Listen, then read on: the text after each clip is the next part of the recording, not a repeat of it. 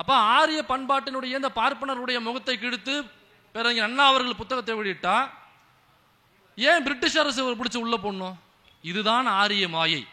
அவன் நேரடியா வந்து நம்ம கிட்ட சண்டை போட மாட்டான். பாப்பா என்னைக்குமே நேரடியா வந்து முகத்துக்கு நேராக நின்று வீரமாக நம்முடன் சண்டையிட்டு நம்மை வீழ்த்தியதாக வரலாறு கிடையாது. 2000 ரூபா நோட்டு வரும் பொழுது வீடியோ எல்லாம் போட்டிருந்தாப்புல உங்களுக்குலாம் தெரியும். அதுல வந்து 2000 நோட்டுல சிப்ஸ் இருக்கு, முறுக்கு இருக்கு, அது உள்ள அப்புறம் வந்து யூசன் துறை கப்பு இருக்கு, சிந்தாமணி சிக்கன் இருக்கு, அதுக்குள்ள இதெல்லாம் இருக்குன்னு சொல்லி வீடியோ போட்டாப்புல. குலக்கல்வி வந்த போது அதை குலக்கல்விக்கு எதிராக எஸ்வி சேகரனுடைய அப்பா பேசி இருப்பாரா? ஏங்க இதெல்லாம் கேட்டு மண்டை ஆடிட்டு போறதுக்கு நம்ம சீமானுக்கு எதிராக உள்ள கூட்டமா? நாடகம் போடுறது எஸ்வி சேகர் நாடகம் போடுவாப்புல, பார்த்துருக்கீங்கல்ல? நாடகம் போடுவது எஸ்வி சேகர் மட்டும் நாடகம் போட மாட்டாரு, எஸ்வி சேகருடைய அப்பா மட்டும் நாடகம் போட மாட்டாரு, அந்த கும்பலே நாடகம் மட்டும்தான் போடும்.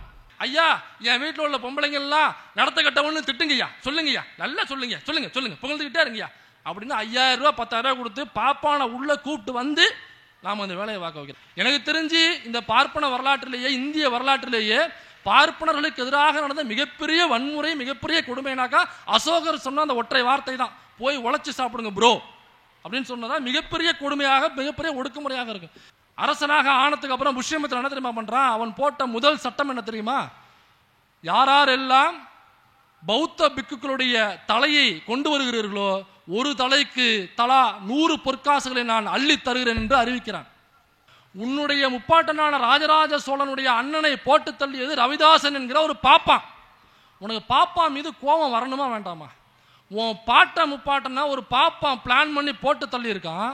உனக்கு அந்த பாப்பா மீது எந்த கோபமும் இல்லை. ஊர்ல இருக்கிற தன்னுடைய உறவாக ரத்தமாக இருக்கக்கூடிய இன்னொரு சாதியை சார்ந்தவனை போய் இவன் வந்து கூலிங் கிளாஸ் போட்டு ஜீன்ஸ் பேண்ட் போட்டு எங்க வீட்டு பொண்ணுகளை கரெக்ட் பண்ண வந்துட்டான் அப்படின்னு சொல்றீங்க. உனக்குலாம் வெக்கம் இல்லையா? இந்த ஆரிய மாயை, ஆரிய மாயை அப்படின்னு அண்ணா அவர்கள், பேரறிஞர் அண்ணா அவர்கள் ஒரு புத்தகம் ஒன்று எழுதியிருக்கிறார். அந்த புத்தகத்தை இருக்கிற தோழர்கள் சிலர் படித்திருக்கலாம், சிலர் படிக்காம இருக்கலாம்.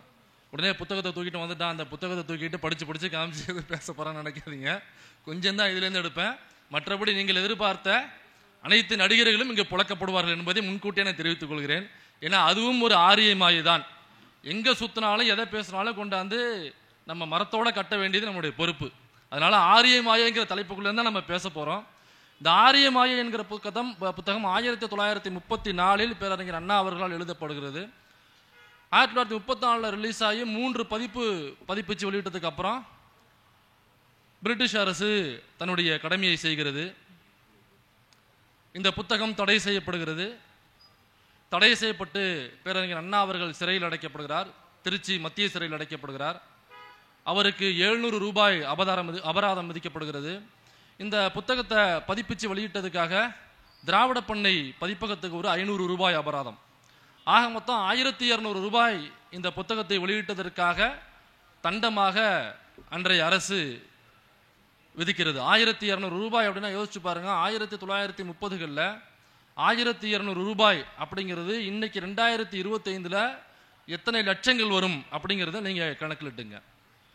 அப்ப அவ்வளவு தண்டனைகள் கொடுத்து, சிறை தண்டனை கொடுத்து, அவ்வளவு தண்டம் கட்டுறதுக்கான வரி ஃபைனை போட்டிருக்காங்கனாக்கா அப்ப அந்த புத்தகத்தில் என்னதான் இருக்கும்? வேற ஒண்ணும் இல்லை. இந்த ஆரிய மாயை, ஆரியர்களுடைய மாயை என்ன, ஆரியர்களுடைய சூழ்ச்சி என்ன, ஆரியர்கள் எவ்வளவு அநாகரிகமானவர்கள், ஆரியர்கள் எவ்வளவு மோசமானவர்கள், ஆரியர்கள் எவ்வளவு கீழ்த்தனமானவர்கள், ஆரியர்கள் எவ்வளவு ஆபாசமானவர்கள் என்பதை பேரறிஞர் அண்ணா அவர்கள் நேரடியாக சொல்லல. பல ஆங்கில ஆய்வாளர்கள், பிரெஞ்சு ஆய்வாளர்கள் எங்கெங்கெல்லாம் புத்தகங்கள்ல ஆய்வுகள் செஞ்சு எழுதியிருக்காங்களோ அதை எழுதி அதை மேற்கோள் காட்டி இந்த இடத்துல இந்த ஆய்வாளர் பார்ப்பனர்களை தோலுறுத்திருக்கிறார், இந்த இடத்துல இந்த ஆய்வாளர் பார்ப்பானை திருடன் என்று சொல்லியிருக்கிறார், அயோக்கியன் என்று சொல்லியிருக்கிறார் என்று மேற்கோள் காட்டி தான் எழுதியிருக்கிறார். அப்ப இந்த புத்தகத்தை பேரறிஞர் அண்ணா அவர்கள் எழுதி ஆரிய மாயை என்று ஆரிய பார்ப்பனியத்தினுடைய முகமூடியை கிழிப்பதற்காக ஒரு புத்தகத்தை எழுதி வெளியிடுறாருனாக்கா பிரிட்டிஷ்காரன் எதுக்கு ஆரிய மாயைன்னு புத்தகம் வெளியிட்டதற்காக பேரறிஞர் அண்ணாவை பிடிச்சி உள்ள போனோம்? இந்த ஆரிய மாயை, ஆரிய பார்ப்பனியத்திற்கும் பிரிட்டிஷ்காரனுக்கும் தொடர்பு இருக்குங்களா? அவன் பிரிட்டிஷ்காரன், அவன் ஃபாலோ பண்ற மதம் வேறு, அவனுடைய கல்ச்சர் வேறு, அவனுடைய மொழி வேறு, அவனுடைய பண்பாடு வேறு. ஆரிய பார்ப்பனியத்தினுடைய பண்பாடு கலாச்சாரம் இதெல்லாம் வேறு.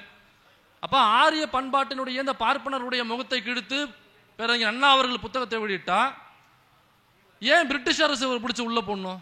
இதுதான் ஆரிய மாயை, இதுதான் ஆரிய மாயை. அப்ப சம்பந்தமே இல்லாத ஆரியத்திற்கும் ஆரிய பண்பாட்டிற்கும் ஆரிய கலாச்சாரத்திற்கும் சம்பந்தமே இல்லாத ஒரு பிரிட்டிஷ்காரனை பேரறிஞர் அண்ணா அவர்களை பிடித்து உள்ளே போட வைத்திருக்கிறது என்றால் பின்னாடி நின்று வேலை பார்த்தது ஆரிய பார்ப்பனியம். இது பிரிட்டிஷ்காரன்ட்ட மட்டும் இந்த பார்ப்பனிய கும்பல் இந்த வேலையை செய்யல. இன்னைக்கு நம்மிடையே பிசி எம்பிசி மக்களை தூண்டிவிட்டு பட்டியல் சமூக மக்களுக்கு எதிராக தூண்டிவிட்டு பின்னாடி நின்று கொண்டு இன்று முன்னாடி நிற்கிற பிசி எம்பிசி சாதியை சார்ந்த அனைவரையும் ஆணவ படுகொலை செய்ய வைத்து ஜாதி வெறியர்கள் என்று அவர்களுக்கு வெறியூட்டி பின்னாடி நின்று குளிர்காய்வது இந்த ஆரிய மாயை.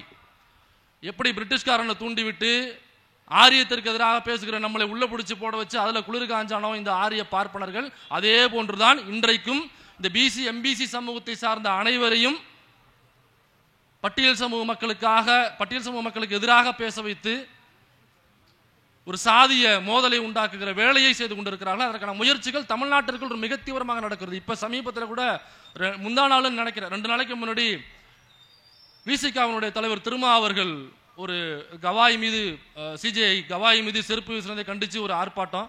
இந்த ஆர்ப்பாட்டத்தை முடித்து விட்டு வருகிற வழியில அவருடைய கார் வருது. அதற்கு முன்னாடி ஒரு சங்கி ஒருத்தவன், ஒரு ஓபிசி சமூகத்தை சேர்ந்த சங்கி, ஒரு பிஜேபிக்காரன், அந்த பிஜேபிக்காரன் ஒரு ஆளை முன்னாடியே நிற்க விட்டு வீடியோ எடுக்க விட்டு கரெக்டாக அவருடைய வாகனம் வருவதை பார்த்து கொண்டு குறுக்கால கொண்டு போய் வண்டியை கொண்டு நிப்பாட்டுறான் அந்த சங்கி. அதுக்கப்புறம் அங்கே ஒரு கலையபரம் ஆகுது. கலையபரமானவனையே அந்த வண்டியை கொண்டாந்து நிப்பாத்தான் பார்த்தீங்களா, அந்த பிஜேபி சங்கி அவனுடைய சாதியை சார்ந்த நபர்கள் எல்லோரும், அதாவது பிஜேபியை ஆதரிக்கக்கூடிய அந்த சமூகத்தை சார்ந்த சாதி சங்க தலைவர்கள் எல்லோரும் உடனே இதை கண்டித்து அறிக்கை விடுவது. இப்போ பாருங்க, திருமா என்கிற பட்டியல் சமூகத்தை சார்ந்த ஒருவர் ஒரு ஓபிசி சமூகத்தை சார்ந்த ஒருவர் மீது கை வைத்திருக்கிறார். அப்ப எங்களுக்கு வீரம் இல்லையா? எங்களுக்கு வீர வரலாறுகள் இல்லையா? நாங்கள் ஆண்ட பரம்பரை இல்லையா? நாங்க பேசாம வண்டியில போயிட்டு இருக்கோம், இவர் பாட்டுக்கு வண்டியை குறுக்க உண்டாங்கி பாட்டுட்டு எங்களை போட்டு அடிக்கிறாரு பாருங்க என்று மிக எளிதாக இந்த சாதிய மோதலை கூர்திட்டுகிற வேலையை பிஜேபி பார்த்து கொண்டிருக்கிறது. இதற்கு பின்னாடி யாரு இந்த வேலையை பார்க்கிறானாக்க இந்த ஆரிய பார்ப்பன கும்பல். இதுதான் ஆரிய மாயை. அவன் நேரடியா வந்து நம்ம கிட்ட சண்டை போட மாட்டான். பாப்பா என்னைக்குமே நேரடியா வந்து முகத்துக்கு நேராக நின்று வீரமாக நம்முடன் சண்டையிட்டு நம்மை வீழ்த்தியதாக வரலாறு கிடையாது. ஏன்னா பாப்பான் ஒரு கோழை, நான் சொல்லல, இந்த புத்தகத்தில் எழுதியிருக்கு. இந்த ஆரிய மாயை என்கிற புத்தகத்தில் எடுத்தவனையே ஒரு பாசுரம் ஒன்றை பாடுகிறார் பேரறிஞர் அண்ணா அவர்கள். பேராசை பெருந்தகையே போற்றி, பேச நா இரண்டுடையாய் போற்றி, தந்திர மூர்த்தி போற்றி, தாசர்தம் தலைவா போற்றி, வஞ்சக வேந்தே போற்றி, வன்கண நாதா போற்றி, கொடுமை குணாலா போற்றி, கோழையே போற்றி போற்றி, பயங்கொல்லி பரமா போற்றி. ஒருவேளை விஜயை பத்தி எழுதியிருப்பாரு போல் இருக்கு, பயங்கொல்லி பரமா போற்றின்னு எழுதியிருக்காரு. படுமோசம் புரிவாய் போற்றி, சிண்டு முடித்திடுவாய் போற்றி, சிரித்திடு நரியே போற்றி, ஒட்டுவித்தை கற்றோய் போற்றி, உயர் அநீதி உணர்வாய் போற்றி, எம் இனம் கெடுத்தாய் போற்றி, ஈடில்லா கேடே போற்றி, இறை இதே போற்றி போற்றி, ஏத்தினேன் போற்றி போற்றின்னு ஒரு பாசுரத்தை முதல்ல பாடுறாரு. பார்ப்பன கும்பலை பத்தி, இந்த ஆரிய பார்ப்பனிய கும்பலை பத்தி முதல்ல இதை எழுதுறாரு. இது எழுதினோட நமக்கு என்ன தோணும்? ஆமா, அண்ணா பெரியாருடைய சீடர், அவர் ஒரு திராவிட கழக மாணவர், அவர் ஒரு பார்ப்பன எதிர்ப்பாளர், கடவுள் மறுப்பாளர் அப்படிங்கிறதுனால அப்புறம் பேரறிஞர் அண்ணா அப்படித்தானே எழுதுவார். பார்ப்பானை பற்றி எழுதும் பொழுது 2 நாக்குடையவன், அவன் ஒரு வஞ்சகன், அவன் ஒரு சிரித்திடும் நரி, இப்படிதானே கேவலமாக எழுதுவார். ஒரு கோழை, அவன் ஒரு அநீதிக்கு துணை போறவன், அப்படிதான் எழுதுவாரு என்றால் அண்ணா மறுபக்கத்தில் இதற்கான பதிலை சொல்லுகிறார். நண்பர்களே, நான் இதை கூறவில்லை, இதை கூறியவர் ஒரு பிரெஞ்சு எழுத்தாளர், ஒரு பிரெஞ்சு ஆய்வாளர், ஆபி டுயூபா என்கிற ஒரு பிரெஞ்சு பாதிரியார். அவர் ஒரு ஆய்வாளர். இந்த ஆய்வாளர் எழுதுகிறார் அவருடைய புத்தகத்தில் Hindu manners customs and ceremonies அப்படிங்கிற ஒரு புத்தகத்தில் 1807ஆம் ஆண்டு இந்த புத்தகத்தை எழுதுறாரு. அந்த புத்தகத்தில் எழுதும் பொழுது பார்ப்பனர்களை குறித்து அந்த புத்தகத்தில் என்ன தெரியுமா எழுதுறாரு? ஆங்கிலத்தில் அவரேஸ் ஆம்பிஷன் கன்னிங் வில்லி டபுள் டங்க்னாக்க இரட்டை நாக்கு, சர்வேல் இன்சினேட்டிங் இன்ஜஸ்டிஸ் ஃப்ராடு பார்ப்பனர்களை பற்றி எழுதும்போது இப்படி தான் எழுதுறாரு. பார்ப்பனர்கள் ஃப்ராட், டிஸ்ஹானஸ்ட், அப்ரஷன் இதெல்லாம் எழுதுறாரு. பார்ப்பனர்களை குறித்து அந்த ஆபி டியூபா என்கிற பிரெஞ்சு ஆய்வாளர் எழுதுற பொழுது இந்த வார்த்தைகளை பயன்படுத்தி 1807 அந்த புத்தகத்தில் பதிவு பண்றாரு. அப்ப இதெல்லாம் தமிழ்ல மொழிபெயர்த்தீங்கன்னாக்கா அதுதான் பேரறிஞர் அண்ணா அவர்கள் அந்த முதல்ல துதிப்பாடினார்னு சொல்ல பார்த்தீங்களா, இதை தான் ஆங்கிலத்தில் அவர் எழுதியிருக்காரு. இவர் ஆங்கிலத்தில் எழுதியதான் பேரறிஞர் அண்ணா அவர்கள் தமிழ்ல போற்றி போட்டுன்னு முதல்ல எழுதியிருக்காரு. அப்ப உங்களுக்குலாம் இங்க ஒரு கேள்வி வரும், எங்க அவர் ஒரு பிரெஞ்சு பாதிரியார்னு வர சொல்றீங்க நீங்க. இப்ப பாதிரியார்னாக்கா அவர் ஒரு கிறிஸ்தவ மதத்தை சார்ந்தவர். அப்ப ஒரு கிறிஸ்தவ மதத்தை சார்ந்தவர் இந்து மதத்தை சார்ந்தவங்களை இழிவு செஞ்சு தானே எழுதுவாங்க. அவங்க எப்படி வேற ஒரு மதத்தை பத்தி புகழ்ந்தா பேசுவாங்க, வேற ஒரு மதத்தை பத்தி அவங்க இகழ்ந்து தானே பேசுவாங்க என்று உங்களுக்கு கேள்வி வரலாம். இது கேள்வி வருதா? வந்ததுனாக்கா சூப்பர், நமக்கு 6வது வரி ஒர்க் பண்ணுதுன்னு அர்த்தம், பெரியார் வேலை பார்த்திருக்காருன்னு அர்த்தம். இந்த கேள்வி நமக்குள்ள வரணும். வந்திருக்கா? ஆனால் சங்கிக்கு ஒருபோதும் வராது. இந்த புத்தகத்தை பிரெஞ்சில் அவர் எழுதுறாரு. ஆனா இதை ஆங்கிலத்தில் மொழிபெயர்த்தவர் யார் தெரியுமா? ஹெச்கே பீன் சாம்ப் அப்படிங்கிற ஒரு பிரிட்டிஷ்காரர் தான் இதை மொழிபெயர்க்கிறார். ஏங்க சரி ரைட்டுங்க, அந்த பாதிரியாரு நீங்க சொல்லிட்டீங்க அவர் ஒரு கிறிஸ்தவர் வெளிநாட்டுக்காரரு. ஆங்கிலத்தில் பிரெஞ்சிலேருந்து மொழிபெயர்த்தவரும் நீங்க பேரை பார்த்தோம்னாக்கா அவர் பிரிட்டிஷ்காரங்கிறீங்க, அவர் பேரை பார்த்தாலே தெரியுது அவரும் ஒரு கிறிஸ்தவ மதத்தை சார்ந்தவர் தானே. அப்ப அவரும் இந்து மதத்துக்கு எதிரானதானங்க செயல்படுவாரு, இதை எப்படிங்க நாங்கள் ஒத்துக்க முடியும் அப்படின்னு மறுபடியும் உங்களுக்குள்ள ஒரு கேள்வி வரும். அடுத்த வரியிலேயே பேரறிஞர் அண்ணா அவர்கள் இதற்கான அழகான பதிலை வைத்திருக்கிறார்கள். நண்பர்களே, இந்த புத்தகத்தை பிரெஞ்சில் எழுதினது அந்த பாதிரியார், மாற்றுக்கிறது இல்லை. அதை ஆங்கிலத்தில் மொழிபெயர்த்தவர் ஒரு பிரிட்டிஷ்காரர், அவரும் கிறிஸ்தவர், அதிலேயும் மாற்றுக்கிறது இல்லை. ஆனால் பிரெஞ்சு மொழியிலிருந்து ஆங்கிலத்தில் இதில் டிரான்ஸ்லேட் செய்யப்படும் பொழுது அந்த டிரான்ஸ்லேஷனை சரி செய்தவர் யார் தெரியுமா? யாரு? பேரறிஞர் அண்ணாவா, பெரியாரா, அம்பேத்கரா? அவங்கெல்லாம் சரி பார்க்கல. இந்த டிரான்ஸ்லேஷனை சரி செய்து முறையாக சரி செய்து பார்த்தவர் முனுசாமி ஐயர். இங்கதான் நம்ம ஆளுங்க ட்விஸ்ட் வைக்கிறானுங்க. அப்ப ஒரு பார்ப்பானை பத்தி அவன் ஒரு ஃப்ராடு, இன்ஜஸ்டிஸ், அவன் தமிழ்ல சொல்லணும்னாக்கா அவன் ஒரு அயோக்கியன், அவன் ஒரு ஊழல்வாதி, அவன் ஒரு குற்றவாளி, அவன் ஒரு திருடன், அவன் ஒரு மொல்ல மாறி முடிச்ச வைக்கி, அவன் காட்டியும் கொடுப்பான் காட்டியும் கொடுப்பான். என்ன இதுதான் நம்மகிட்ட உள்ள பிரச்சனையே, இதுதான் நம்மகிட்ட உள்ள பிரச்சனையே. இப்ப நாம அந்த சொல்லை பயன்படுத்துறதுக்கு யோசிக்கிறோம்ல. சில பேர் சொல்றீங்க, சில பேர் சொல்லல. ஏன் யோசிக்கிறோம்னா, எங்க பார்ப்பா யாரோ ஒருத்தன் தவறு செய்யறானாக்கா அவனை நம்ம விமர்சனம் செய்யலாம், மாற்றுக்கிறது இல்லை. அவன் என்ன குற்றம் செஞ்சிருக்கானோ நம்ம மேடை போட்டு பேசலாம், அதுலயும் தவறு இல்லை. ஆனா ஒரு பாப்பா செய்யற தவறுக்கு அவனை காட்டியும் கொடுப்பான்னாக்கா அடுத்த வரையும் நீங்க என்ன சொல்லுவீங்க, சொல்ல வரீங்கன்னு எனக்கு தெரியும். ஆனா ஏன் சொல்ல மறுக்கிறீங்கிறது எனக்கு புரியுது. ஏன்னா அப்படி சொல்வதன் மூலமாக அந்த வீட்டில் உள்ள பெண்களை நாம் கொச்சைப்படுத்துவதாகாதா? இது பெரியார் நமக்கு இதுதான் சொல்லி கொடுத்தாரா? இந்த கேள்வி நமக்குள்ள வருது இல்ல. அதனால அந்த வார்த்தையை பயன்படுத்துவதற்கு நாம் தயங்குறோம்ல. அதுல ஒருவேளை உண்மை இருந்தாலும் நம்ம பயன்படுத்துறது தயங்குறோமா இல்லை அந்த வார்த்தையை? அப்ப அந்த வார்த்தையை பயன்படுத்துறதுக்கு நம்ம தயங்குறோம். அந்த அளவுக்கு அந்த வீட்டு பெண்களுடைய சுயமரியாதையும் காக்கப்பட வேண்டும்னு நம்ம நினைக்கிறோம். ஆனா இந்த பாப்பா என்ன தெரியுமா நம்ம சொல்லி வச்சிருக்கான்? இப்ப தோழர் எல்லாரும் நம்ம முன்னாடி பேசினாங்க, உங்க எல்லாருக்குமே தெரிஞ்சிருக்கும். பார்ப்பனர் அல்லாத நாம் எல்லோரும் சூத்திரர்கள். சூத்திரர்கள்னா என்ன? பார்ப்பானினுடைய வைப்பாட்டி மகன் என்று அர்த்தம். இப்ப இதனால நம்ம வீட்டு பெண்களை இழிவுபடுத்துறது ஆகாதுங்களா? இப்ப நம்ம வீட்டு பெண்களை, இப்ப எங்க வீட்டில் உள்ள என் மனைவியா இருக்கட்டும், என் அக்கா தங்கச்சி, எங்க அம்மா, எங்க செத்து போன கிளவியெல்லாம் தோண்டி எடுத்துட்டு இதை இழிவுபடுத்துறது ஆகாதா? அப்ப நாம ஒரு சொல்றதுக்கு தயங்குறோம். ஆனா அந்த பாப்பா காலம் முழுக்க நம்ம என்ன தெரியுமா சொல்லி வச்சிருக்கான்? பார்ப்பானுடைய வைப்பாட்டி மகன் என்று சொல்லி வைத்திருக்கிறான். ஆனா நம்ம அந்த வார்த்தையை சொல்றதுக்கு கூச்சப்படுறோம். ஏன்னாக்கா அந்த வீட்டு பெண்களுடைய சுயமரியாதையும் காக்கப்பட வேண்டும் நம்ம நினைக்கிறோம். அதனாலதான் சொல்றோம், பார்ப்பான் அயோக்கியமானவன், பார்ப்பான் ஆபாசம் மிகுந்தவன். அண்ணன் ரொம்ப குஷியா இருக்காருன்னு நினைக்கிறேன். சூப்பர்ண்ணே, சூப்பர்ண்ணே.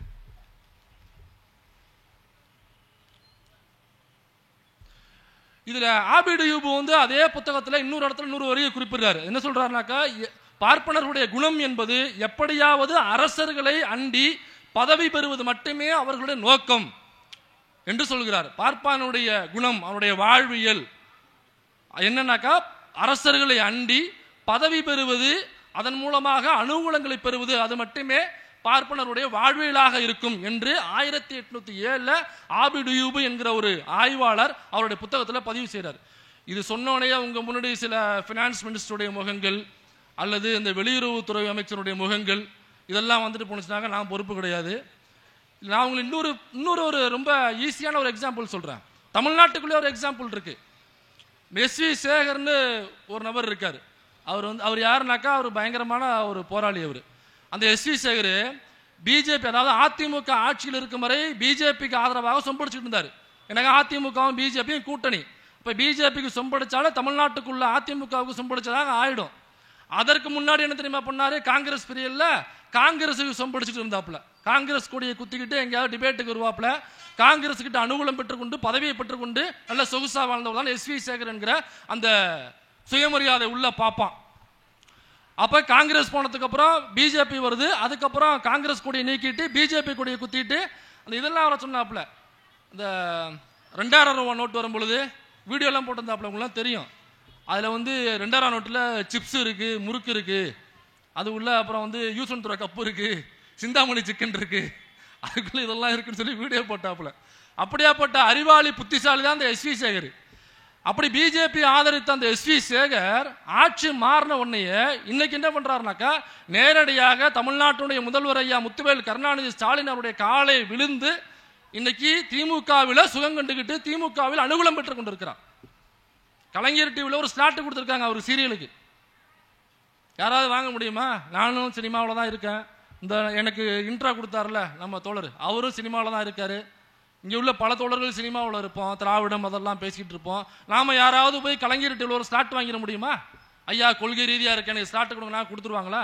அதற்கு எக்ஸ்பீரியன்ஸ் வேணும். நமக்கு ஏன் கொடுக்க மறுக்கிறாங்கனாக்கா அதுக்கு எக்ஸ்பீரியன்ஸ் வேணும், அது நம்ம வேலை பார்த்துருக்கணும், சில இன்ஃப்ளூயன்ஸ் இருக்கணும், அது இருந்தால் தான் கொடுப்பாங்க. ஆனால் எஸ்வி சேகருக்கு அப்படி அல்ல. எஸ்வி சேகருக்கு தோலில் ஒரு நூல் இருந்தால் போதும். அப்ப பிஜேபி ஆட்சியில திமுகவை மிக மோசமாக பேசிய எஸ்வி சேகர் ஆட்சி மாறிய உடனே திமுகவின் காலில் விழுந்து இன்று பதவி சுகத்தை அனுபவித்துக் கொண்டிருக்கிறார்.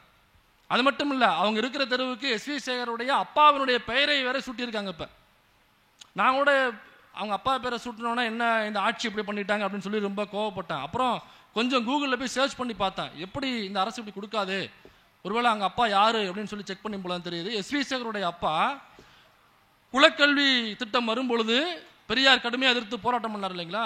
அப்ப அக்ரஹாரத்துக்குள்ள போய் குலக்கல்விக்கு எதிராக ஒவ்வொரு திண்ணையிலும் உட்காந்து பார்ப்பனரிடம் குலக்கல்விக்கு எதிராக பிரச்சாரம் பண்ணியிருக்கார். அது மட்டுமல்ல, அவர் இன்னும் நிறைய வேலைகள், அந்த சட்ட எரிப்பு போராட்டத்தப்ப பெரியார் நிறைய பேர் உள்ள போனாங்க இல்லைங்களா? அப்ப சட்ட எரிப்பு சரி, பெரியார் சரி என்று அங்க உள்ள அக்ரஹாரத்தில் மேடை போட்டு பேசியிருக்கிறார். என்ன இதெல்லாம் உண்மை நினைச்சிட்டீங்களா? அப்படியே பயங்கரமா பார்த்துட்டு இதெல்லாம் பொய். இப்படி எல்லாம் பண்ணி இருந்தாக்கா இந்த அரசு கொடுத்ததை நம்ம ஆதரிக்கலாம். குலக்கல்வி வந்த போது அதை குலக்கல்விக்கு எதிராக எஸ்வி சேகருடைய அப்பா பேசி இருப்பாரா? ஏங்க இதெல்லாம் கேட்டு மண்டை ஆடிட்டு போறதுக்கு நம்ம சீமானுக்கு எதிராக உள்ள கூட்டமா? அப்படியா? இப்படிதான் சீமான் இத்தனை காலமா நம்மளை ஏமாத்துறது. இதெல்லாம் உண்மை கிடையாது, இதெல்லாம் ஆமக்கறி கதைகள். எஸ்வி சேகருடைய அப்பா என்னைக்கு குலக்கல்விக்கு எதிராக பேசியிருக்கிறார்? என்னைக்கு சட்ட எரிப்பு போராட்டத்தை ஆதரித்து பேசியிருக்கிறார்? அப்படி பேசியிருந்தாக்கா எஸ்வி சேகர் எப்படி பூணூலை காமிச்சு பேசிக்கிட்டு இருப்பான்? அப்ப குலக்கல்விக்கு ஆதரவாக தான் பேசியிருப்பார். ஒருவேளை பேசாமல் இருந்தால் ஆதரவு மனநிலையில் இருந்திருப்பார். எங்கேயாவது எஸ்வி சேகர் அப்பா சுயமரியாதைக்கு ஆதரவாக அல்லது சமூக நீதிக்கு ஆதரவாக, எங்கேயாவது திராவிடத்துக்கு ஆதரவாக, பெரியாரை பற்றியோ அண்ணாவை பற்றியோ கலைஞரை பற்றியோ எங்கேயாவது ஒரு இடத்துல இந்த அரசு செய்வது சரி, இந்த அனைத்து சாதியும் அர்ச்சகராகலாம், இது சரிதான் செய்யறது, இந்த வேதம் புராண இதிகாசம் தூக்கி போட்டு கொளுத்தணும், இப்படி எங்கேயாவது ஒரு இடத்துல எஸ்வி சேகர் ஒரு இடத்துல பேசியிருப்பாரா? அப்ப அவங்களுக்கு ஏன் அவங்க அப்பாவுடைய பேரை தெருவுக்கு வைக்கிறாங்கனாக்கா என்ன காரணமா சொல்றாங்கன்னா, எஸ்வி சேகருடைய அப்பா ஒரு நாடக கலைஞர், அவர் நாடகம் போடுவாரு, அதனால அவர் தெருவுக்கு அவங்க அப்பா பேரை வச்சாச்சு. நாடகம் போடுறது எஸ்வி சேகர் நாடகம் போடுவாப்புல, பார்த்துருக்கீங்கல்ல? நாடகம் போடுவது எஸ்வி சேகர் மட்டும் நாடகம் போட மாட்டாரு, எஸ்வி சேகருடைய அப்பா மட்டும் நாடகம் போட மாட்டாரு, அந்த கும்பலே நாடகம் மட்டும்தான் போடும். 2000 வருடமாக அந்த கும்பலுக்கு நாடகம் மட்டுமே தான் போட தெரியும். அதைத்தான் 1807 ஆபிடு யூப் எழுதுறாப்புல. எப்ப 1807 எழுதுறாரு, இன்னைக்கு 2025. அப்ப இன்றைக்கு மட்டும் இல்ல, 1800களிலுமே இந்த பார்ப்பனர்கள் எப்படி இருந்திருக்கிறாங்கன்னாக்கா, அரசவையில் அரசனாக யார் அமர்ந்திருந்தாலும் சரி அவனுடைய காலை நக்கி அண்டி பிடைத்து பதவியை பெற்று அனுகூலம் பெற்று லாபம் பெற்று நாம் சொகுசாக உழைக்காமல் சாப்பிட வேண்டும். இதுதான் அவனுடைய தொழிலாக வாழ்வியலாக இருந்திருக்கு அப்படின்னு இந்த புத்தகத்தில் 12வது பத்தகத்தில் இருக்குது, ஆரியமாய புத்தகத்தில். ஸோ இது ஆரியமாயில மட்டும்தான் அப்படி இருக்கா, பேரறிஞர் அண்ணா மட்டும்தான் அப்படி சொல்றாரு அப்படின்னாக்கா இல்லை. இதே விஷயத்தை தான் புரட்சியாளர் அண்ணல் அம்பேத்கர் அவர்கள் பார்ப்பனியத்தின் வெற்றி என்கிற புத்தகத்தில் இதை விட இன்னும் அருமையாக ரொம்ப டீப்பாக எழுதியிருக்காரு. ஸோ அந்த புத்தகத்தில் என்ன சொல்ல வர்றாருனாக்கா புரட்சியாளர் அண்ணல் அம்பேத்கர், இந்தியாவினுடைய வரலாறு என்பது ஏதோ பிரிட்டிஷ் வந்ததுக்கு அப்புறம் தான் இந்தியாவினுடைய வரலாறு என்பது ஆரம்பிக்கிறது, அல்லது அதற்கு முன்னாடி முஸ்லிம்கள் உள்ள வரும்பொழுது தான் இந்தியாவினுடைய வரலாறு என்பது ஆரம்பிக்கிறதுனாக்க இல்லை. இந்தியாவினுடைய அரசியல் வரலாறு என்பது எங்கு ஆரம்பிக்கிறது என்றால் கிமு 642 ஆரம்பிக்கிறது. கிமு 642 கிமு 642 பீகாரில், இப்போ உள்ள பீகார், அந்த பீகாரில் மகத அரசு அப்படிங்கிற ஒரு அரசு உருவாகுது. மகத அரசினுடைய முதல் அரசர் யாருனாக்கா சிசுநாக். சிசுநாக் தான் மகத அரசினுடைய முதல் அரசர். இந்த மகத அரசு தான் மௌரியர் ஆட்சி அப்படின்னு நம்ம படிச்சிருப்போம் இல்லைங்களா. அந்த மௌரிய ஆட்சி தான் மகத அரசு. பின்னாளில் மௌரிய ஆட்சியாக அது மாறுது. இந்த மகத அரசனுடைய மூன்றாவது மிகப்பெரிய அரசர் தான் அசோகர். இந்த கலிங்கத்து போருக்கு அப்புறம் அவர் பௌத்தத்தை நோக்கி முழுமையாக ஈர்க்கப்பட்டார்லாம் நம்ம படிச்சிருப்போம் இல்லைங்களா. இந்த வாரிசு, இந்த தலைமுறையினுடைய மூன்றாவது வாரிசாக தான் அசோகர் இந்த மகத அரசுல வந்து மௌரிய பேரரசாக இடையில மாறுது. இந்த மௌரிய பேரரசு அசோக பேரரசனுடைய ஆட்சியில மிக பெரும் ஆட்சியாக மாறுது. கிட்டத்தட்ட அந்த பக்கம் ஆப்கானிஸ்தான்ல இருந்து இந்த பக்கம் பார்த்தீங்கன்னா பாகிஸ்தானுக்கு தள்ளி இந்தியா முழுக்க பீகார் வரைக்கும் வந்து ஒரே ஆட்சியாக செய்தவர் தான் அசோக பேரரசர். அந்த பேரரசு மௌரிய பேரரசு என்கிற பேர் போய் அசோக பேரரசு என்று மாறுகிறது. அந்த அளவுக்கு அசோகர் தன்னுடைய ஆட்சியை விரிவுபடுத்துகிறார். இது கதை இல்லை, இது சும்மா வரலாறு. இது சும்மா அவர் கொடுத்த இன்ட்ரோ மாதிரி நான் அவருக்கு பில்டப் கொடுத்துட்டு இருக்கேன், அவ்வளவுதான். இதுக்கப்புறம் தான் மேட்டர் இருக்கு. இவர் ஒரு மிகப்பெரிய பேரரசை நிறுவியதுக்கு பிறகு இந்த அரச மதமாக ஏற்கனவே இருந்த பார்ப்பனியத்தை ஓரங்கட்டி விட்டு இனி அரச மதமாக பௌத்தம் தான் இருக்கும் என்கிறதை அறிவிக்கிறார். யாரு? அசோக பேரரசு, அசோகர் அறிவிக்கிறார். இப்ப பௌத்தம் தான் இனி அரச மதம் என்று அறிவிக்கிறார் என்றால் பார்ப்பனர்களுக்கெல்லாம் அடியில அவங்களுக்கு என்ன ஆகி போச்சுனாக்கா சூடான தோசைக்கல்ல அவங்களை தூக்கி உட்கார வச்ச மாதிரி ஆகி போச்சு, எரியுது அவங்களுக்கு. அப்ப ஒரு அரச மதமாக மிகப்பெரிய பேரரசனுடைய அரசன் பௌத்த மதத்தை அறிவிக்கிறான் என்றால் அங்க இருக்கிற மக்கள் எல்லோரும் பௌத்த மதத்தை நோக்கி ஈர்க்கப்படுவார்கள். அப்ப அந்த பேரரசுக்கு கீழ் உள்ள அனைத்து மக்களும் பௌத்த மதத்தை ஃபாலோ பண்ணிட்டு பின்தொடர்ந்து போய்விடுவார்கள். பின்தொடர்ந்து போனால் என்னவாகும்? பார்ப்பனிய மதம் வீழ்ந்து போகும். பார்ப்பனிய மதம் வீழ்ந்து போனால் மக்கள் யாரும் பின்தொடர மாட்டாங்க. மக்கள் பின்தொடரவில்லை என்றால் பார்ப்பனிய சடங்குகள் ஒன்றும் நடக்காது. இதுதான் பிரச்சனை. பௌத்தம் வர்றதுலாம் அவங்களுக்கு ஒன்றும் பிரச்சனை இல்லை. இதே பௌத்த மதத்தில் இந்த வேத சடங்குகள் புராண சடங்குகள்லாம் உண்டு அப்படின்னு அசோகர் சேர்த்திருந்தால் பார்ப்பானுக்கு எந்த பிரச்சனையும் கிடையாது. அவனுக்கு என்ன பிரச்சனைனாக்கா அவன் நம்மளை ஏற்றி பொழைச்சி சாப்பிட்டுட்டு இருக்கான் பார்த்தீங்களா. அந்த நம்முடைய வீட்டில் நடக்கிற சுப நிகழ்ச்சிகள்லேருந்து காதுகுத்துலேருந்து கருமாதிலேருந்து கல்யாணம் வரைக்கும் பார்ப்பானை வச்சு நம்ம நிகழ்ச்சி பண்ணிக்கிட்டு இருக்கோம்ல. பாப்பானை நம்ம கல்யாணத்துக்கு கூட்டு போது ஒவ்வொருத்தரும் இந்த பாப்பானை எவ்வளவு சம்பளம் கொடுக்குறோம்? 5000 10,000 மினிமம் 5000 நினைக்கிறேன். அண்ணன் கை காமிக்கிற 10,000 5000 10,000 பாப்பானுக்கு சும்மா 1 மணி நேரம் உட்காந்துட்டு உழட்டி விட்டு அவன் சொல்ற உண்மை ஒரு சமஸ்கிருதத்தில் மந்திரம் ஓதினாலும் அது என்ன மந்திரம்னா நம்மளால செக் பண்ண முடியுமா? அவன் போற போக நாளைக்கு கெட்ட வார்த்தையை உள்ள போட்ட உடனே நமக்கு தெரியாது. அவன் சொல்ற மந்திரமே கெட்ட வார்த்தை தாங்கிறது வேற.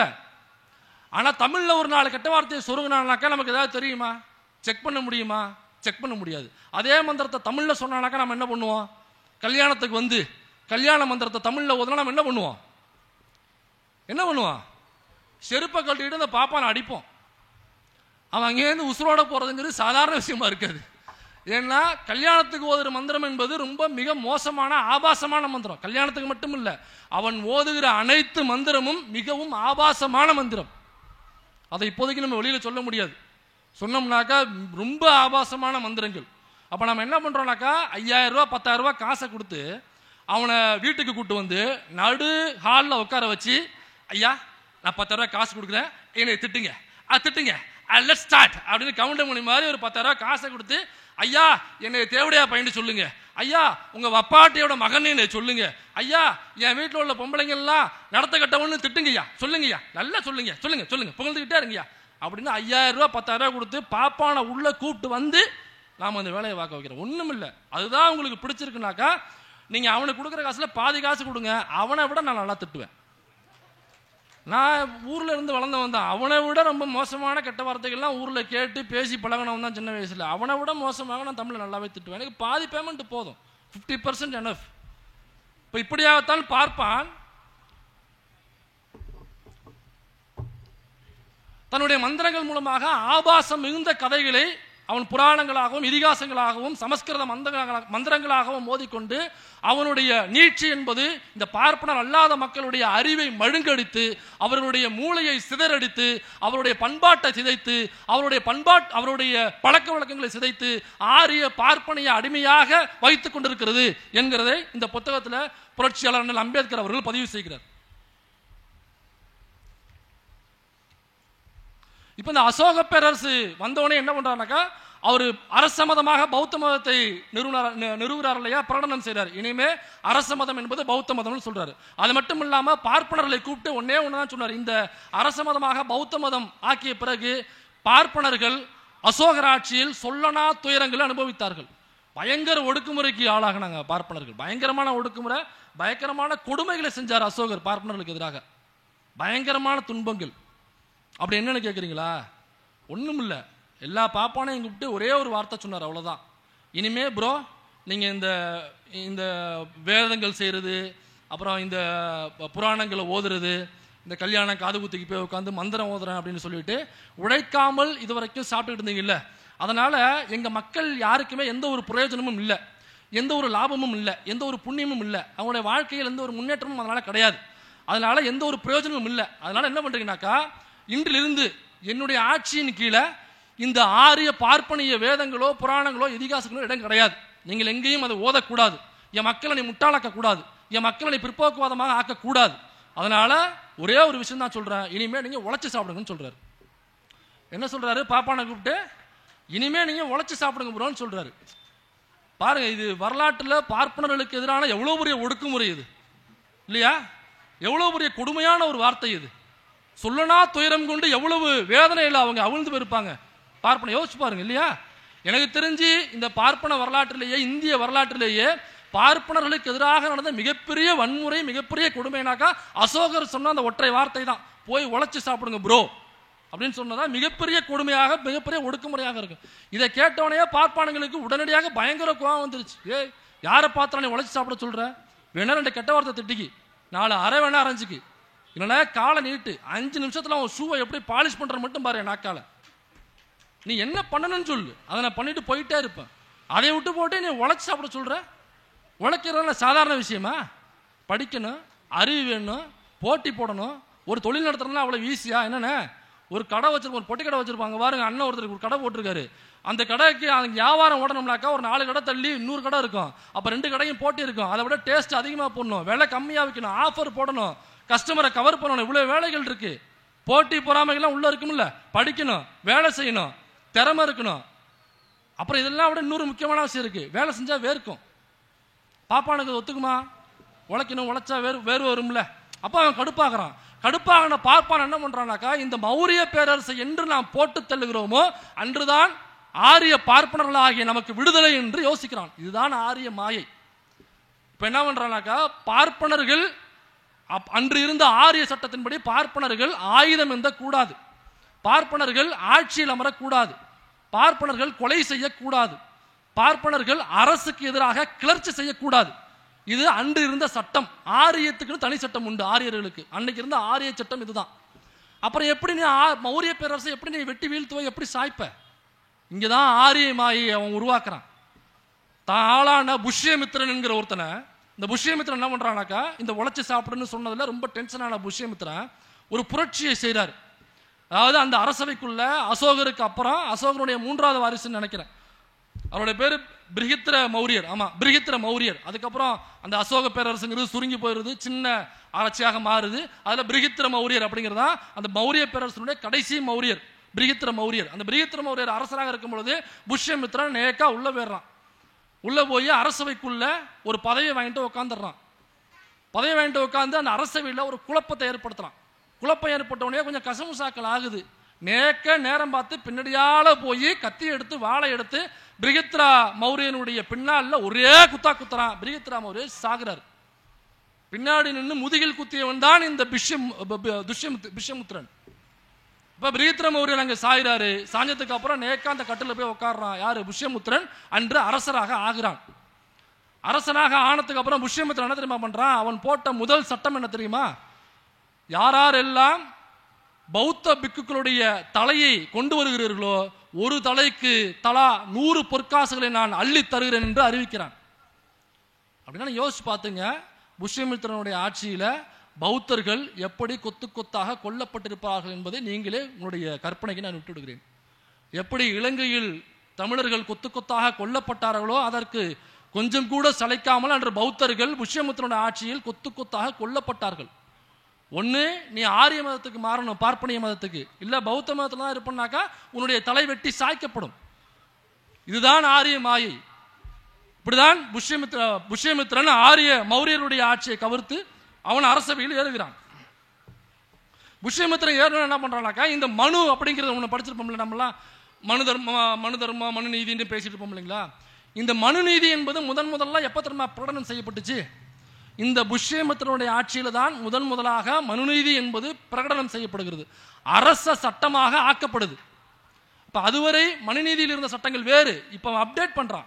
முன்னாடி இருந்த மனுநீதி என்னன்னாக்கா, ஒரு பார்ப்பான் அரசனாக ஆக்க கூடாது, ஒரு பார்ப்பான் ஆயுதம் எந்த கூடாது, ஒரு பார்ப்பான் கொலை செய்யக்கூடாது. அப்ப இவன் எல்லாத்தையுமே பண்ணிட்டான் புஷ்யமித்திரன். அப்ப என்ன பண்றான், மனுநீதி என்கிற சட்டத்தை திருத்துறான். திருத்தி பார்ப்பான் அரசனாக ஆவதற்கு தகுதி உடையவன். இதில் எழுதியிருக்கு, இந்த பார்ப்பனியத்தின் வெற்றி புத்தகத்தில் எல்லாமே இருக்கு. இதே அந்த சட்டத்தை திருத்துறான் மனுநீதியை. பார்ப்பான் அரசாளுவதற்கு தகுதியானவன், இந்த பூமியில் உள்ள அனைத்தும் பார்ப்பானுக்கு மட்டுமே சொந்தம்னு எழுதுறான். பார்ப்பானுக்கு மட்டுமே சொந்தம் என்று. இது ஏதோ அன்னைக்கு புஷ்யமித்திரன் தனக்கு சாதகமாக பார்ப்பனர்களுக்கு சாதகமாக சட்டத்தை திருத்தினான் அப்படின்னாக்கா இது அன்றைக்கு மட்டும் இல்லை, இன்னைக்கு அப்படித்தானே நடக்குது. சட்டத்தை திருத்தணும்னா அதுக்கு தகுந்த நியாயங்கள் நீதிகள் இருந்தால் தான் சட்டத்தை திருத்த முடியும். இதுவே பெரியார் சட்டத்தை திருத்த சொல்லி முதல்ல சட்ட திருத்தம் செய்ய வைத்தது தந்தை பெரியார் அவர்கள். அவர் தான் என்னடா இது பார்ப்பனர் அல்லாதவர்களுக்கு ஏன் படிப்புல நீ இடஒதுக்கீடு கொடுக்கல அப்படிங்கிறத. எனக்கு இல்லை, வேலை வாய்ப்பு இடஒதுக்கீடு இருக்கு, ஆனால் படிப்புல இடஒதுக்கீடு இருந்தால் தானே படிச்சுட்டு தானே அவன் வேலை வாய்ப்புக்கு வர முடியும். அதனால படிப்புல இடஒதுக்கீடு குழு என்று சொல்லி அதை மிகப்பெரிய போராட்டமாக மாற்றி இந்திய அரசியலமைப்பு சட்டத்தினுடைய முதல் சட்ட திருத்தத்தை செய்ய வைத்தது ஐயா பெரியார் அவர்கள். அப்ப ஒரு சட்ட திருத்தம் செய்யணும்னாக்கா அதற்கு தகுந்த நியாயங்களும் நீதிகளும் இருக்கணும். இப்ப இந்த மனுவுல சட்ட திருத்தம் செஞ்சானே பார்ப்பான் தனக்கு சாதகமாக, அதுல எந்த நீதியாவது எந்த நேர்மையாவது இருக்கா, எந்த நியாயமாவது இருக்கா? இது புஷ்யமித்திரன் மட்டும் பண்ணல, 2025 நரேந்திர மோடி அவர்களும் இதே சட்ட திருத்தத்தை பார்ப்பனர்களுக்கு ஆதரவாக செய்தார். என்ன செய்தார்? இடபிள்யூஎஸ் மன்னிக்கணும் 2025 இல்ல, கொஞ்சம் வருடங்களுக்கு முன்பு இடபிள்யூஎஸ் என்கிற இடஒதுக்கீடு குறித்தான ஒரு சட்ட திருத்தத்தை கொண்டு வந்தாங்களா, ஒன்னு இன்சர்ட் பண்ணாங்களா? அதாவது பார்ப்பனர்களுக்கும் இடஒதுக்கீடு உண்டு. இடபிள்யூஎஸ் நாங்கள் என்ன ஏழைகள், அரிய வகை ஏழைகள் என்கிற வகையில் இடபிள்யூஎஸ் என்கிற ஒரு ரிசர்வேஷனை இன்சர்ட் பண்ணாங்கல்ல. அந்த அதாவது இடஒதுக்கீடு என்றால் என்ன? 2 மார்க் கொஸ்டின். சமூகத்தில் கல்வியில யாரெல்லாம் பின்தங்கி இருக்கிறார்களோ அவங்களுக்கு இடஒதுக்கீடு கொடுக்க வேண்டும், அதுதான் இடஒதுக்கீடு. இதுதானே இடஒதுக்கீடு. அப்ப பார்ப்பனர்களுக்கு இடஒதுக்கீடு கொடுக்கணும்னா இடஒதுக்கீடு என்றால் என்னங்கிற கேள்விக்கு உண்டான பதிலையே நீ மாத்தினாத்தான் பார்ப்பானுக்கு உண்டான இடபிள்யூஎஸ் கொடுக்க முடியும். அப்ப சமூகத்தில் கல்வியில மட்டுமில்ல பொருளாதாரத்திலும் பின்தங்கியவர்களுக்கு இடஒதுக்கீடு உண்டுன்னு ஒரு சட்ட திருத்தத்தை செஞ்சுட்டு அதுக்கப்புறம் இடபிள்யூஎஸ் கொண்டு வந்தா அதுல ஒரு லாஜிக் இருக்கு. ஆனா அப்படி வாட் இஸ் ரிசர்வேஷன் என்றால் அதற்கான ஆன்சர் அது கிடையாது. அப்ப எந்த ஒரு நீதியும் இல்லாமல் எந்த ஒரு நேர்மையும் இல்லாமல் நியாயமும் இல்லாமல் அன்று எப்படி புஷ்யமித்திரன் ஒரு சட்ட திருத்தத்தை கொண்டு வந்தானோ அதே போன்றுதான் இன்றைய புஷ்யமித்திரனாக இருக்கக்கூடிய நரேந்திர மோடி அவர்களும் இடபிள்யூஎஸ் என்கிற சட்ட திருத்தத்தை கொண்டு வருகிறார். இப்ப இதே மனுநீதியில இன்னொரு சட்டத்தையும் அவன் சட்ட திருத்தம் செய்கிறார் புஷ்யமித்திரன். என்ன சொல்றான்னா, அதாவது அரசனாகவே இருந்தாலும் சரி, யாரு அரசனாகவே இருந்தாலும் சரி, பார்ப்பனர்கள் தவறு செய்தால் அவர்களை கண்டிக்கக்கூடிய உரிமை அரசனுக்கு கூட கிடையாது. அதையும் தாண்டி அந்த அரசன் தவறு செய்த பார்ப்பானை கண்டித்தால், தண்டித்தால் இல்ல, கண்டித்தால் அந்த கண்டிக்கப்பட்ட பார்ப்பான் அந்த அரசனை தண்டிக்கலாம் என்று அந்த சட்டத்திருத்தம் கொண்டு வர. தண்டிக்கலாம்னா என்னக்கா, அந்த தண்டனைங்கிறது மரண தண்டனை வரை போகிறது. ஒரு அரசனாகவே இருந்தாலும் பாப்பான் தப்பு செய்யறானாக்கா கூப்பிட்டு கண்டிக்கிறாங்கன்னு வச்சுக்கோ, ஒரு அரசன் ஏப்பா இப்படிலாம் செய்யக்கூடாது, நீ பட்டுக்கு என்ன இந்த மாதிரி. இப்ப கூட ஒரு பாப்பான் ஒருத்தவன் தமிழ்நாட்டுக்குள்ள ஒரு 73 வயசு ஒரு பாப்பான், ஒரு கிழட்டு பாப்பான், ஒரு அர்ச்சகர் பாப்பான் 13 வயசு சிறுமிக்கு பாலியல் தொந்தரவு கொடுத்துருக்கான். 2 நாளைக்கு முன்னாடி பாத்தீங்களா? அத 13 வயசு சிறுமிக்கு 73 வயசு பாப்பா பாலியல் சீண்டல் செஞ்சிருக்கான்.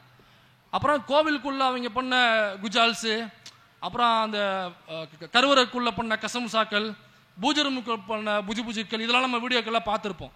அப்போ இவனுங்க முழுக்க என்னன்னாக்கா ஒரு ஆபாச குப்பைகளாக, ஆபாச பிரியர்களாக இருக்கிறார்கள்.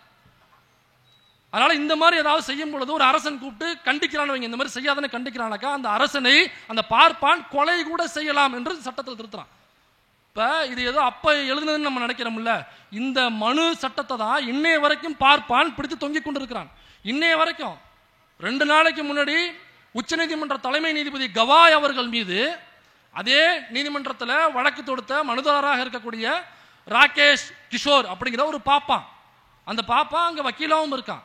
அவன் தன்னுடைய காலில் உள்ள செருப்பை கலட்டி, உச்சநீதிமன்ற தலைமை நீதிபதிங்கிறது எவ்வளோ பெரிய உயரிய பொறுப்பு, உச்சபட்சமான பொறுப்பு இல்லையா அது? அந்த உச்சபட்சமான பொறுப்பில் இருக்கிற கவாயின் மீது தன்னுடைய செருப்பை கலட்டி உச்சநீதிமன்றத்துக்குள்ளேயே அவர் சீட்டில் உட்காந்துருக்காரு, இங்கேருந்து செருப்பை தூக்கி அவர் மேலே வீசுறானாக்கா அவனுக்கு என்ன கொழுப்பு இருக்கும், என்ன திமிர் இருக்கும்? அப்போ அந்த திமிரு, அந்த கொழுப்பு எங்கிருந்து வருகிறது? வேற ஒன்றும் இல்லை, அந்த நூலு கொடுக்குற கொழுப்பு. அது இந்த ஆரிய பார்ப்பான் என்கிற அந்த பார்ப்பான் என்கிற அந்த ஜாதி இருக்குல்ல, அந்த ஜாதி கொடுக்குற கொழுப்பு. இப்போ இதே வேலையை பார்ப்பான் அல்லாத ஒருத்தவன் யாரோ ஒருத்தவன் செஞ்சான்னு வச்சு, ஒரு இஸ்லாமியர் கோவப்பட்டு இப்படி செஞ்சிருந்தாருனாக்கா என்ன ஆயிருக்கு யோசிச்சு பாருங்க. ஐயோ அவர் பெரிய தீவிரவாதி பாருங்க, சீஃப் ஜஸ்டிஸே அப்படி பண்ணிட்டாரு, அவர் சாதாரண ஆள் இல்லை, பாகிஸ்தான்லேருந்து அவருக்கு மாசம் மாசம் பணம் வருது, அவர் ஒரு மிகப்பெரிய பயங்கரவாத அமைப்போட தொடர்புடையவர், இப்படியெல்லாம் வீடியோ போட்டு கான்ஸ்பிரசி பரப்பிட்டு இருப்பாங்க. ஆனால் அதே தவறை ஒரு பார்ப்பான் செய்யும் பொழுது என்ன தண்டனை தெரியுமா அவனுக்கு? உச்சநீதிமன்ற தலைமை நீதிபதியை அவர் ஒரு தீர்ப்பு கொடுக்கிறாரு. அது என்ன தீர்ப்பு தெரியுமா? என்ன வழக்குன்னா ஒன்றும் இல்லை, ஒரு பழமை வாய்ந்த கோயில், அந்த பழமை வாய்ந்த கோயிலில் உள்ள ஒரு சிலை, அந்த சிலையினுடைய தலை சிதிலம் அடைஞ்சிருச்சு. இந்த பாப்பான் போயிட்டு ஒரு மனு போடுறான், அந்த சிலையை நீங்கள் பட்டிட்டிக்கிறீங்க பார்த்து நீங்கள் சரி பண்ணணும் அப்படின்னு சொல்லிட்டு போய் புகார் கொடுக்குறான், மனு கொடுக்குறான். அதை பார்த்த நீதிபதி சொல்கிறாரு, ஏன்டா அறிவு கட்டம் உண்டா, நீ வக்கீல் படிச்சிருக்கிய, உனக்கு அறிகுறி இருக்கா இல்லையா? அந்த கோவிலுங்கிறது ஆர்காலஜி டிபார்ட்மெண்ட்டுக்கு கீழே உள்ள கோவில். ஆர்காலஜி டிபார்ட்மெண்ட்டுக்கு கீழே ஒரு கோவிலோ இடமோ பொருளோ எது சென்றாலுமே அதில் எந்த ஒரு அப்டேட்டும் நம்ம பண்ணக்கூடாது.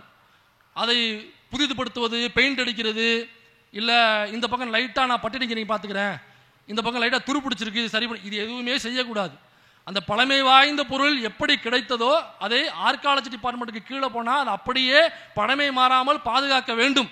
அதுதான் ஆர்காலஜி டிபார்ட்மெண்ட். அதில் எதுவும் பட்டிடிங்கிறலாம் பார்க்கக்கூடாது. காலம் பொன் போன்றது என்று கொடுத்துருக்கிறார், உண்மைதான். இன்னும் டைம் ஆயிடுச்சு, முடிச்சுட்டு கிளம்புன்றாப்ல, வேற ஒன்றும் இல்லை. அதெல்லாம் ஆர்காலஜி டிபார்ட்மெண்ட் கீழே அது போயிருச்சு, அதனால பண்ண முடியாது அப்படின்னு சொல்றாரு.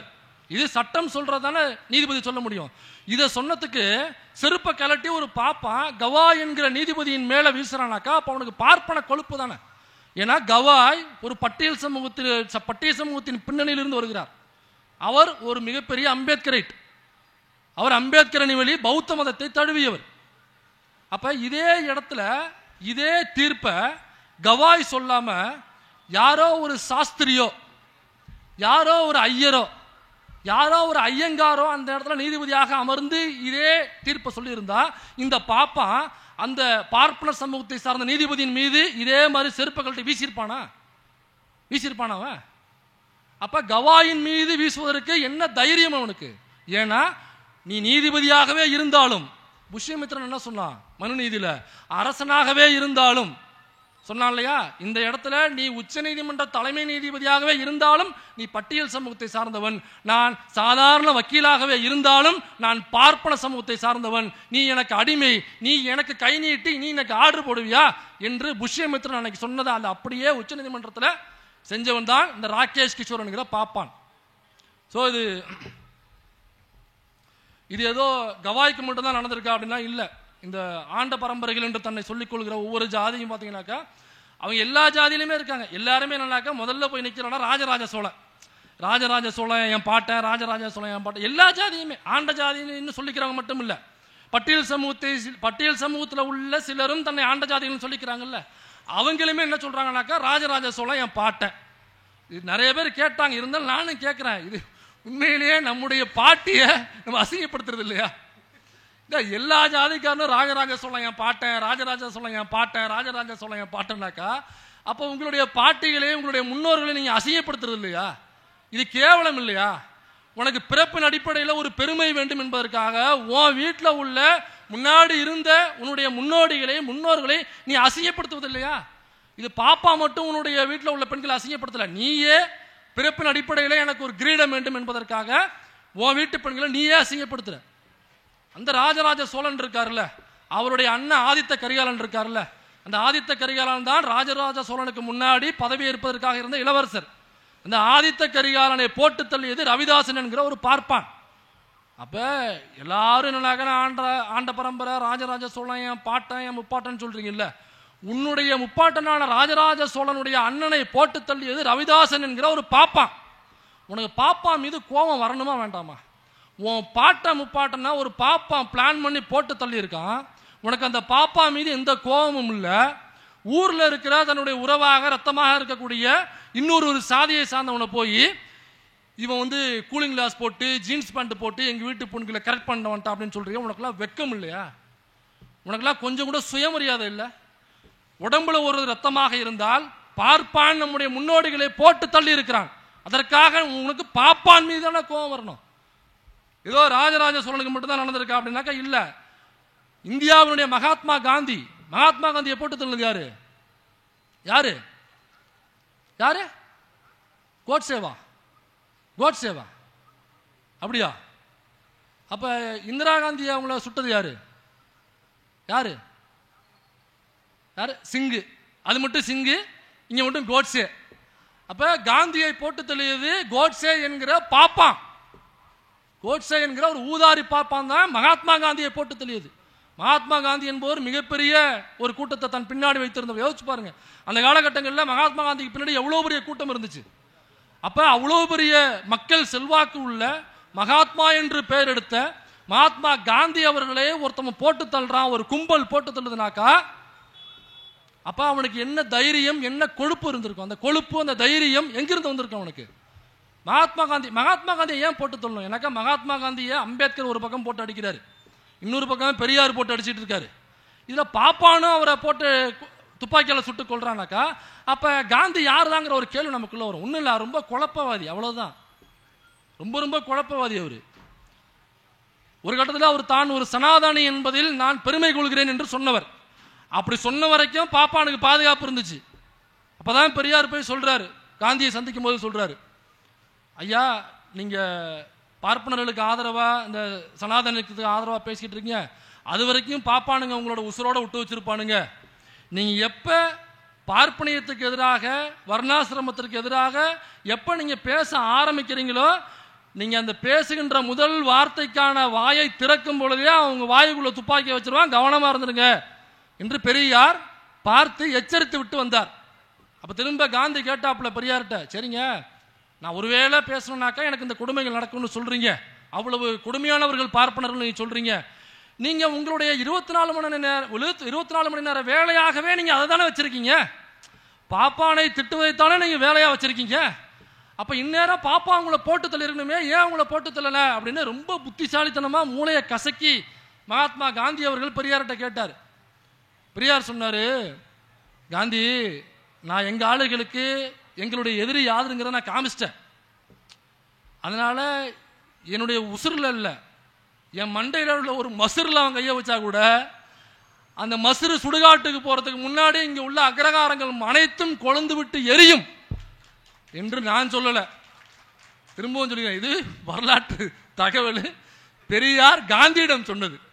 அதனால காந்தியாரே நீங்கள் எதிரியை யார் என்று டிஃபைன் செய்யவில்லை இந்த மக்களுக்கு, நான் என்னுடைய மக்களுக்கு என்னுடைய எதிரி யார் என்று காண்பித்து விட்டேன் என்று தந்தை பெரியார் அவர்கள் சொன்னார். அதனாலதான் காந்தி சனாதானியாக இருந்தவரை அவர் பார்ப்பனர்களால் எந்த ஒரு ஆபத்தும் இல்லாமல் உயிரோடு நடமாடிக்கொண்டு மகாத்மாவாக அந்த பார்ப்பனர்களாலேயே போற்றி புகழப்பட்டார். அவர் என்றைக்கு சனாதனத்துக்கு எதிராக பேச வாயை திறந்தாரோ, ஐயா பெரியார் சொன்னது போன்று வாயை திறக்கிறதுக்கு முன்னாடியே அவன் துப்பாக்கியை திறந்துட்டான். அவர் பேசி முடிக்கிறது முன்னாடியே போட்டு தள்ளிட்டான். யாரு? கோட்சே என்கிற பார்ப்பான். அப்ப இதெல்லாம் எங்க மகாத்மா காந்தியை போட்டு தள்ளுற ஆனா அவ்வளோ பெரிய மக்கள் செல்வாக்கு அதிகார செல்வாக்கு உள்ள காந்தியை போட்டு தள்ளுறதுக்கு ஒரு கும்பல் உட்காந்து திட்டம் திட்டுதுனாக்கா, சனாதனத்துக்கு எதிராக இந்த காந்தி பேச ஆரம்பிச்சனாக்கா ஒட்டுமொத்த மக்களும் விழிப்படைந்து விடுவார்கள். இவர்கள் சனாதனத்துக்கு எதிராக திரும்புவார்கள், பார்ப்பனியத்துக்கு எதிராக திரும்புவார்கள். அப்ப திரும்ப பௌத்தமோ அல்லது பார்ப்பனியத்திற்கு எதிராக வேறொரு மதமோ அல்லது பார்ப்பன எதிர்ப்பு குணமோ ஒட்டுமொத்த மக்களிடமும் சென்று சேர்ந்துவிடும். அவ்வாறு சென்று சேர்ந்து விட்டால் பொழப்புக்கு நான் என்ன பண்றது, திரும்ப உழைச்சி சாப்பிட வேண்டிய இடத்துக்கு தள்ளப்படுவோம். அதனால காந்தியை விட்டு வைக்க கூடாது என்று காந்தியை போட்டு தள்ளினார்கள். அதனால இதுதான் ஆரிய மாயை. ஆரியம் தனக்கு எதிராக யார் ஒருவர் கிளர்ச்சி செய்து வருகிறார்களோ அவர்களை போட்டு தள்ளுவதுதான் ஆரிய மாயை.